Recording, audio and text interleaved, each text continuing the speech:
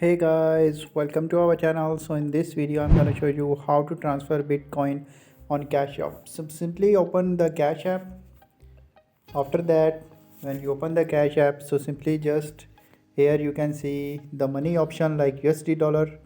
So now click here, and after that here simply you can see the Bitcoin. So just click on Bitcoin, and after that here you can see the buy option. So just simply click here, and now here you can see change order type like $1, $10, $20. So simply just select the amount, and after that when you select the amount, simply here you can see change order type.